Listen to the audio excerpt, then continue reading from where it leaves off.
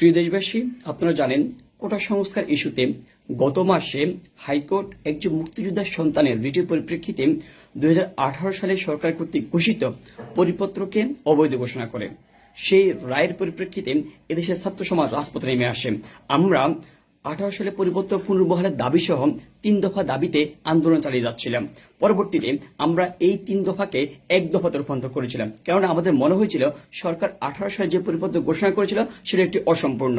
কেননা 2024 সালের মতো যদি কোন একজন মুক্তিযোদ্ধার সন্তানের মতো যদি অনগ্রসর গোষ্ঠী কেউ এসে সেই 18 সালের পরিপত্রের বিরুদ্ধে রিট করেন, সেক্ষেত্রে কোটা আবার পুনরায় ফিরে আসবে। আমাদেরকে 2018 সালের মতো 24 সালে যেভাবে আমরা রাস্তা নেমেছি, আমাদেরকে 26-28 সালে আমাদের রাস্তা নামতে হবে। সেক্ষেত্রে আমরা 1 দফা দাবিতে আন্দোলন চালিয়ে যাচ্ছিলাম। আমাদের দাবিটি ছিল সকল গ্রেডে অযৌক্তিক এবং বৈষম্যমূলক কোটাকে বাতিল করে সংবিধানে উল্লেখিত অনগ্রসর গোষ্ঠীর জন্য কোটাকে 5% নিয়ে এসে সংসদ আইন পাশ করতে হবে। এক্ষেত্রে আমাদের দাবিটি শুধুমাত্র সরকার নির্বাহী বিভাগের কাছে ছিল, কিন্তু সরকার আমাদের দাবিকে কোনো প্রকার আমল না নিয়ে আমাদেরকে বারবার হাইকোর্ট দেখিয়ে গিয়েছিলেন। এরই মধ্যে হাইকোর্ট আংশিক রায় ঘোষণা করে।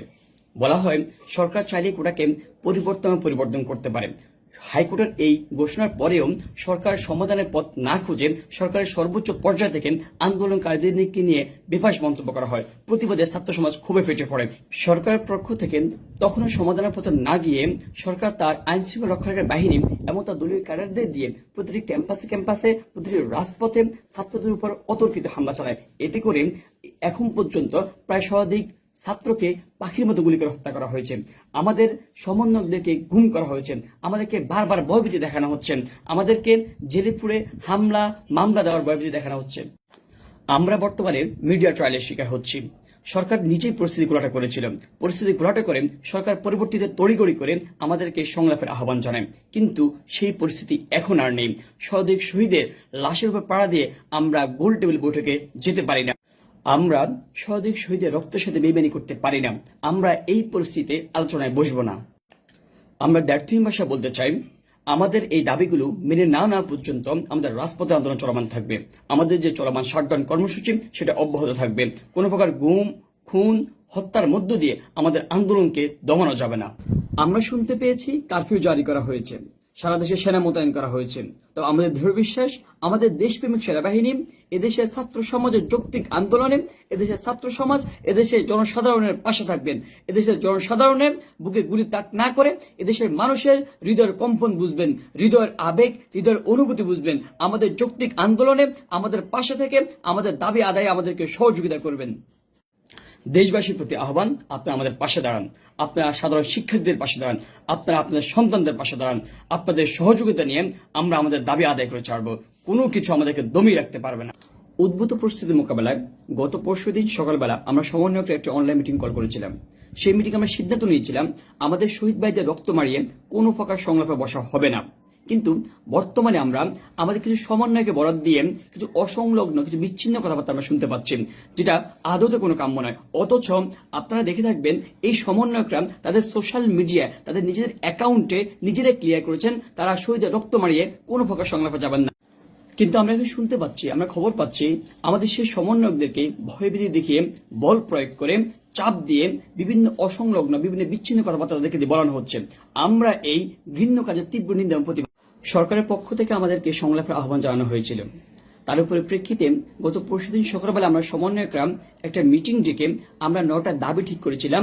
আমরা সিদ্ধান্ত নিয়েছিলাম যদি আমাদের এই 9টা দাবি মেনে না হয় সেক্ষেত্রে আমরা সরকারের সাথে সংলাপের বিষয়টা বিবেচনা করব। সেক্ষেত্রে আমাদের প্রথম দাবিটি ছিল ছাত্র হত্যা দায় নিয়ে প্রধানমন্ত্রীকে জাতির কাছে ক্ষমা চাইতে হবে। আমাদের 2 নম্বর দাবি ছিল ছাত্র হত্যা দায় নিয়ে স্বরাষ্ট্রমন্ত্রী এবং উস্কানিমূলক বক্তব্যের দায় নিয়ে সড়ক এবং সেতু পরিবহন মন্ত্রী ওবায়দুল কাদেরকে স্ব মন্ত্রী পরিষদ এবং দল থেকে পদত্যাগ করতে হবে। আমাদের 3 নম্বর দাবি ছিল ঢাকা সহ যে সকল স্থানে ছাত্র নিহত এবং হতাহতের ঘটনা ঘটেছিল সে সকল স্থানে ডিআইজি, পুলিশ কমিশনার এবং পুলিশ সুপারকে বরখাস্ত করতে হবে।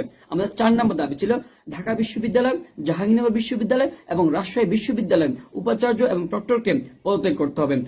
আমাদের 5 নম্বর দাবিটি ছিল ছাত্র হত্যার দায়ে অভিযুক্ত প্রতিটি পুলিশ সদস্য এবং সরকার দলীয় সন্ত্রাসীকে আটক করে হত্যা মামলা দায়ের করতে হবে। আমাদের 6 নম্বর দাবি ছিল নিহত এবং আহত ছাত্রের পরিবারকে ক্ষতিপূরণ দিতে হবে।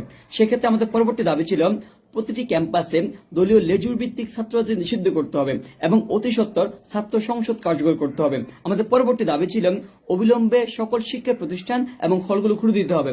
আমাদের যে সর্বশেষ দাবি সেটি হচ্ছে আন্দোলনে অংশগ্রহণকারী কোনো শিক্ষার্থী যেন একাডেমিক এবং প্রশাসনিকভাবে কোনো প্রকার হয়রানির শিকার না হয় সেটা নিশ্চয়তা প্রদান করতে হবে।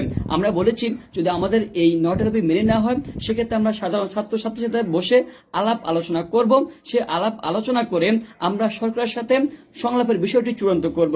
অন্যথায় যদি আমাদের এই দাবিগুলো মেনে না নেওয়া হয় সেক্ষেত্রে আমাদের আন্দোলন যে চলমান যে কর্মসূচি, যে শাটডাউন কর্মসূচি সেটা চলমান থাকবে।